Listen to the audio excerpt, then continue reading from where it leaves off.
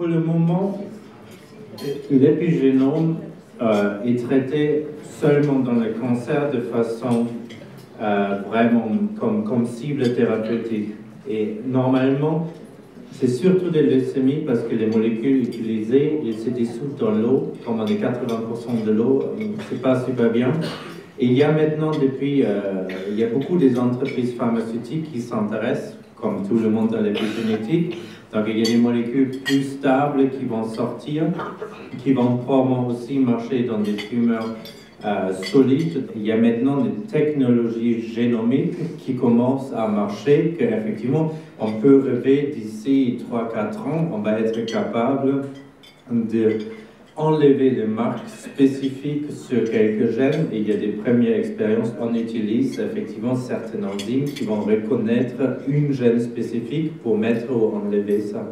Normalement, ces changements épigénétiques, ces changements de marque, c'est quelque chose qui est extrêmement précoce dans une maladie. Et comme on a des cellules dans notre corps qui circulent, on peut normalement trouver un cancer, même s'il est dans votre pied, on peut le trouver dans l'urine ou dans votre sang, et comme ça, on peut vraiment diagnostiquer probablement très précoce. Nous sommes vraiment au tout début. C'est au début de l'application de l'épigénétique. Nous sommes au début même de la compréhension de l'épigénétique. Donc, je suis convaincu qu'il y a des perspectives, mais je ne peux pas vous dire exactement. Nous avons vécu pendant une période de la génétique où nous avons pensé qu'en comprenant le génome, en séquençant le génome, on va comprendre le fonctionnement du vivant et on sera capable grâce à la thérapie génique ou d'autres interventions génétiques, on va pouvoir guérir ces maladies. Maintenant, nous savons que ce n'est pas le cas.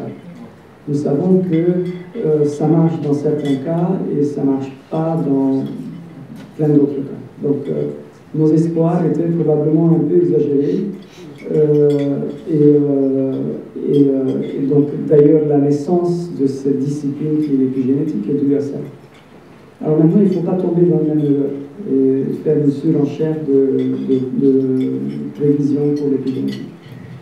Je suis sûr que c'est une autre approche, donc il y a un vrai changement de paradigme, effectivement, et que ça va apporter des résultats vraiment spectaculaires, mais je ne peux pas vous dire lesquels.